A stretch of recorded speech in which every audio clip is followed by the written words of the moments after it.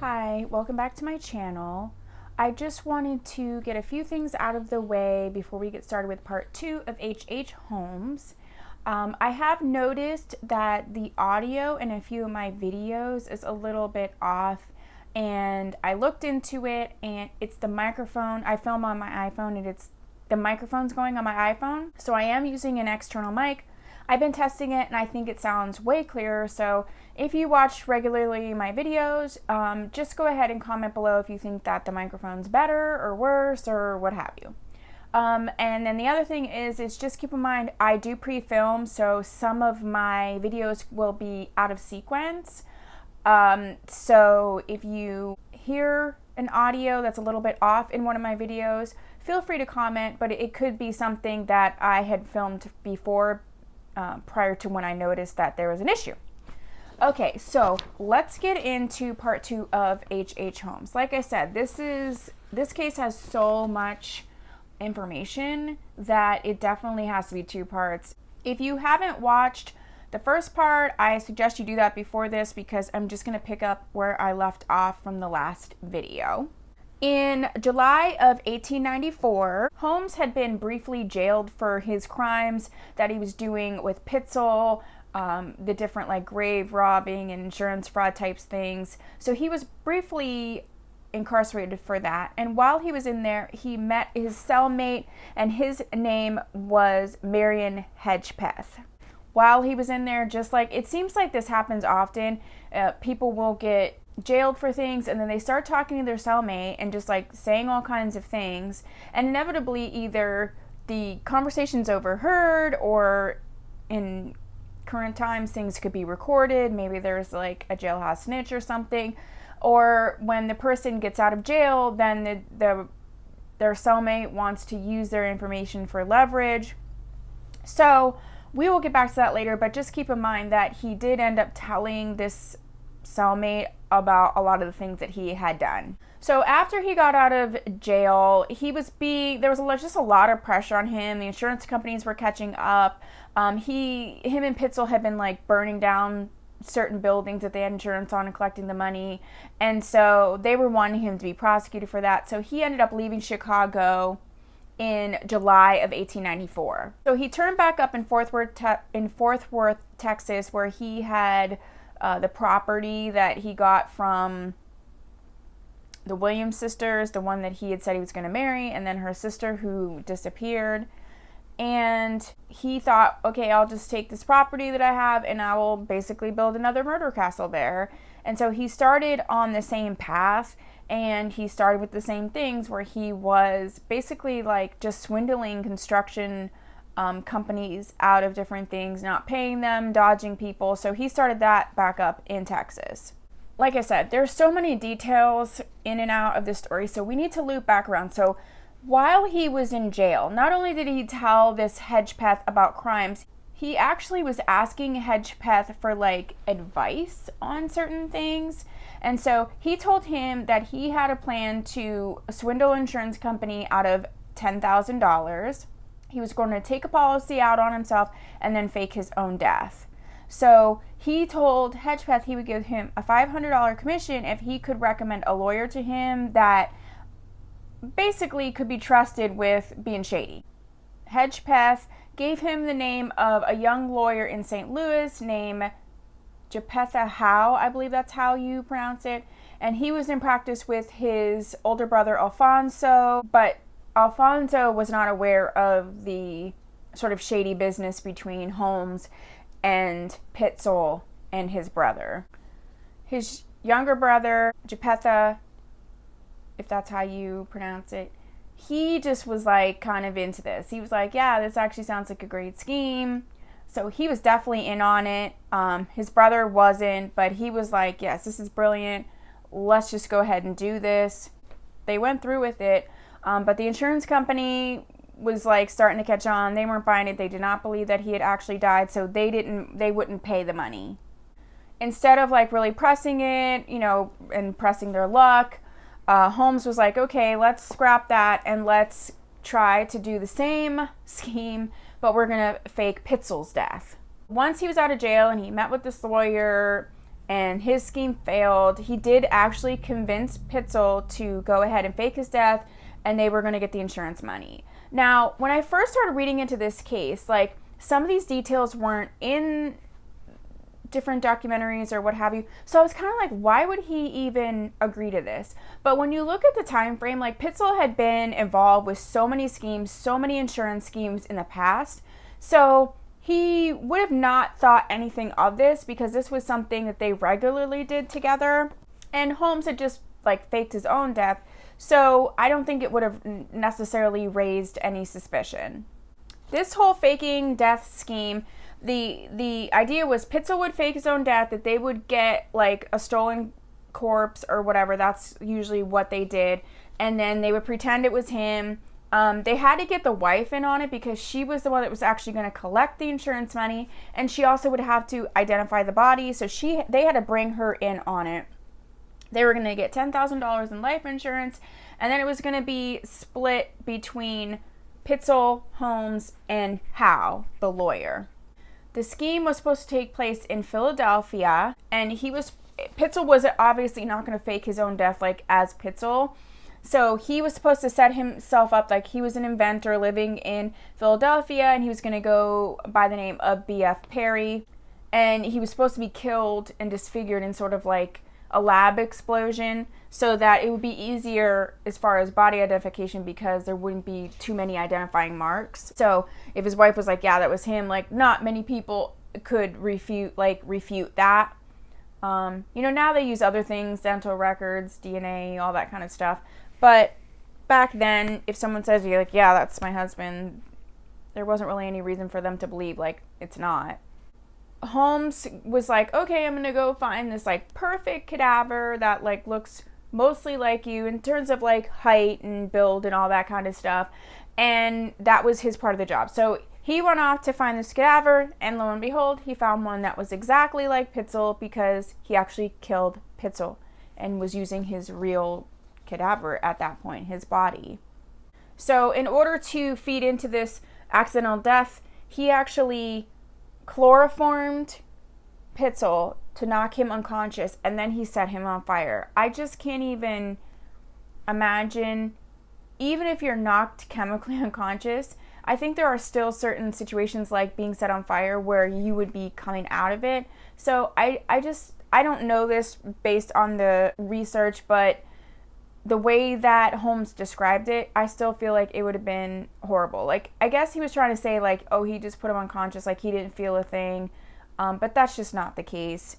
Later on, what the forensic team at that time found out was that the chloroform was actually administered after he died. So he set him on fire. How that occurred, whether he knocked him unconscious or whatever. Then he put the chloroform on his mouth, like, afterwards.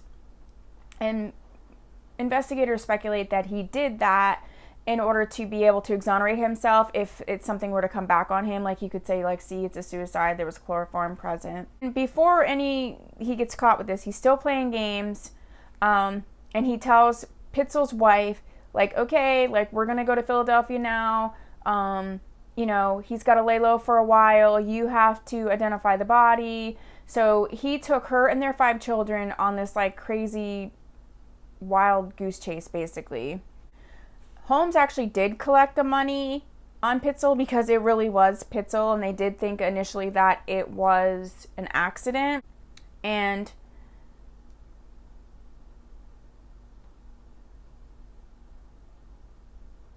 so nobody's quite sure how this happened.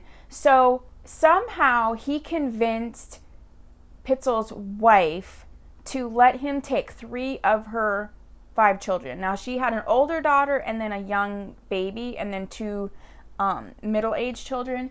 So the older daughter and the young baby stayed with her, but he took the other 3 children. I couldn't find any information as to what he would have said to her or the reason for this, but she ended up letting him take these 3 children. And Holmes took these children to various locations, even into Canada. I couldn't really find the purpose of this because simultaneously he was arranging travel for Mrs. Pitzel and her other 2 kids in a parallel route, like a similar travel in terms of going north, but they were far, they were separated. So nobody really knows what was in his mind or why he was doing this. I feel like because he was so notorious and, in the scheme of crimes and criminals and murderers, he was quite brilliant. So I'm sure there was a reason. I just couldn't find what that was. The whole time he's lying to Pitzel's wife. He actually said that he was hiding out in London until everything died down. He gave aliases to the kids, and he ran around with an alias, which was a normal practice for him. And when they were like retracing where the kids were with Holmes and retracing where their mother was with her other two kids, like there was a time, like even in Detroit, where they were staying just blocks apart and they had no idea. I just really wonder like where she thought the kids were this whole time. And if you remember, at this point, he's still married. So at this point, he's married to Georgina Yoke. He married her in 1894. She was one of the ones that was like sort of aware of some of the things that were going on. So during this whole taking Pitzel's wife and her two kids places, and then taking the other three kids with him places and aliases and moving them around, he at one point goes and leaves the kids with whomever, and he goes and stays with his wife for a while, and she has like no idea. Like she did know about some of his schemes, but she did not know to the extent of all of the stuff that he did later on after the fact. So to sort of spoiler alert, he did kill the three kids that he had with him. There were two boys and a girl. And so what he said he did was that he put the two girls in like a trunk, like they had a lot of like traveling trunks then. He locked them in there, and then he put a hose in there that had like gas, and so they asphyxiated. He tended to do that quite a bit. And he buried their nude bodies in the cellar of the house that he was renting while he was moving them around in Toronto. He had promised the cellmate that he would pay him money for referring him to the lawyer. He never paid him that money, which was his MO. But in this particular case, that is what was going to unravel him. Once he didn't pay him, he was like, I'm going to tell everything I know. So he contacted the authorities and told him everything that he knew about Holmes's crimes. And so while this is going on, still insurance companies are investigating him, and they finally catch up with him. So he was found in 1894. He was found in Boston. Kids were nowhere to be seen, and he was charged with insurance fraud.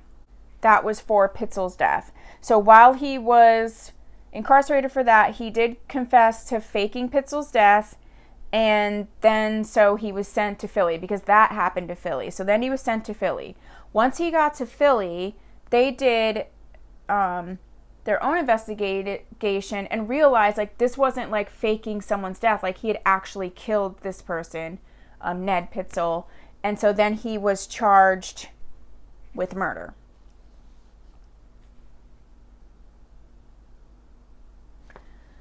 Once he was charged with the murder, the detective that had been sort of on his path and on his scent for quite a while, that was that Frank Geyer, he started realizing, okay, like you killed Pitzel, here's his wife and his other two children, but she's saying like the other three were with you and we can't find them anywhere. So he retraced all of his travels. Two of the children were found in that basement in Toronto, and then the son was found in a chimney flue in a home in Indiana. In his investigation, he was able to locate the pharmacy that he went to where he bought the chloroform and things to kill Pitzel. They also found a repair shop where he had gotten some knives sharpened, and they believe that's what he used to cut up the young boy's body, which is horrible. And then he subsequently burned him, and that's when they found him in the chimney flue. He was arrested in Boston in 1894 on November 17th, and he was actually tracked down by the Pinkertons I believe they were like, they're called hedge hunters or headhunters, or they were like people that sort of like bail bondsman type people. They're pretty ruthless. I've heard their names come up in other cases around this time. So that might be an interesting video to do, is the history of the Pinkertons. I have heard some different like controversies on some of their methods for tracking people and finding people. So that could be potentially another video. He was held on an outstanding warrant that he had in Texas for horse theft, which probably meant that he got a horse and said he was going to pay for it and didn't. That was like his MO. And as they were holding him, they're just becoming more and more suspicious, and they were also concerned that he potentially would try to flee the country with his third wife, who, although she knew about some of his crimes, she did not know about the murder part of things. So when they found the bodies of the first two Pitzel children, then that sort of sparked this whole, like, they're going to search his castle. When they searched that, they started just finding bodies. They actually don't know exactly how many people he killed, partially because he claimed to have killed all kinds of people, and some of those people later would end up found alive. But also his different methods of killing, and the fact that he often did these different insurance schemes. He sold cadavers and skeletons and things to universities and research, so potentially some of those were already gone and sold, and it would be hard to track down. Some reports say that the reason the murder castle was searched was due to the first two Pitzel children being found, but then other reports say that the bodies of Alice and Nellie, who were the sisters where he got like the Texas properties, that was the reason that it was searched. But it was searched in July of 1895. There's tons of reports as to what was found there, but there was nothing found there that could, where he could have been convicted for the girls' murders. A lot of people said that there was like torture chambers and torture devices found there, but then other people who were there on the site refute those claims, so nobody's 100% sure if there was or if there wasn't. In October of 1895, Holmes was put on trial for the murder of Benjamin Pitzel. That trial, he was found guilty and he was sentenced to death. By that time, they understood that he had killed the Pitzel children as well, and he also confessed to 27 murders in Chicago, Indianapolis, and Toronto. Some of those 27 people were found alive, so whether he just made that up or, I don't know, maybe he thought he had killed them and I don't know. And he also confessed to 6 attempted murders. He was actually paid by a newspaper for his confession, which like that kind of stuff now just like wouldn't happen. He was paid $7,500 for his confession. Right now that would be over $200,000. Since he had made a lot of it up and some of the people were found alive, you know, they realized that like that was nonsense. He then went to another level after he was convicted, you know, giving ridiculous explanations as to why he did things. He went so far at one point to actually say he was innocent, which he wasn't. And then once that didn't fly, then he tried the Satan possession excuse and reason for what he did. Because he was such a good liar and a proficient liar and had been lying for so long, it was really hard for researchers and investigators to even find out what was true and what wasn't. I think additionally, if someone has such a strong propensity to lie, like oftentimes I think they believe some of their lies, or they have recreated history so much that they don't really remember what really happened. Holmes wrote about his crimes after his conviction while he was in prison, and he claimed that being in prison and after the conviction, like it was starting to change his face, and he thought that his face was turning into something like gruesome that represented the devil. You know, unfortunately, it's like that was your face already. You kind of are the devil. Your actions are. But it was just interesting to note that he began to see a change. Maybe with writing them and being in prison and having to reflect and not being distracted by the next scheme, the next thing. He really began to understand that he was evil. Holmes was executed on May 7th, 1896. He was 35 years old, and incidentally, his murder castle burnt down soon after he was executed. On the day of his execution, many people reported that he was calm. He didn't seem overly upset at all. He did request that his coffin be buried deeper than normal. I believe it's usually about 6 feet or so, and he wanted it to be buried 10 feet deep because he was concerned that people would rob his grave, which makes sense because a lot of his schemes, that's how he got bodies, is by grave robbing. And so he didn't want the same thing to happen to him. They said that when he was hung, he actually did not die right away, and it took about 20 minutes for him he was put to death by hanging. Another side note is that on New Year's Eve, 1909, Hedgepath, who was the one that's basically gave up Holmes, he had been pardoned because of that, so he was out of jail, but then he was shot and killed by police when he was trying to hold up a saloon, which is a bar in Chicago. On March 7th, 1914, the Chicago Tribune had reported that there was a former caretaker of the castle, of the murder castle, and his name was Quinlan. He was basically the last person that understood what happened in the castle, the layout of the castle. So anything that they still were trying to figure out, basically when he died, that was their last hope of finding out any additional information. Quinlan committed suicide by taking strychnine, and he had a note pinned to him that said, "I couldn't sleep." His relatives said that he was haunted by what had happened there. He had started to hallucinate, so unfortunately that drove him to the point where he chose to end his life. I mentioned previously that the murder castle was mysteriously gutted in a fire in August of 1895, although people have reported that they saw 2 men enter the back of the building between 8 and 9 p.m., and a half an hour later, the murder castle was ablaze. Investigators did find a half-empty gas can underneath the back steps of the building. Part of the building did survive the fire, and it was up and used until it was torn down in 1938. Currently, the site is occupied by the local post office. To end this video, I will read a quote that was written by H.H. Holmes himself. He said, "I was born with the devil in me. I could not help the fact that I was a murderer, no more than a poet can help the inspiration to sing. I was born with the evil one standing as my sponsor beside the bed where I was ushered into the world, and he has been with me ever since."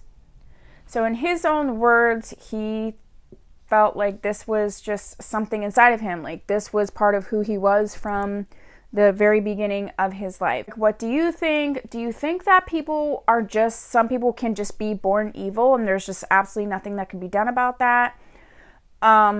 What do you think about a person who tortures multiple people in this fashion? I mean, death by poisoning or by gas asphyxiation is very, very prolonged. It's not quick. It doesn't always work. So I'm just interested to see what your thoughts are on this case. So I thank you so much for joining me. If you haven't subscribed, please do so. The next couple videos in this series of true crimes related to the plot of American Horror Story is Lizzie Borden. And then I'm going to be getting into Delphine LaLaurie, also Ed Gein, Jeffrey Dahmer, John Wayne Gacy. Those are all huge, long cases. So I'm going to sprinkle some shorter ones in there. I think I might put in Richard Speck as well. So those are some of the ones that are coming up. If you have requests for other types of true crime, especially vintage type related true crime, just go ahead and put it down in the comments below. If you like this video, please give it a thumbs up. Thank you so much for coming and sitting with me, and I hope to see you in my next video. Bye.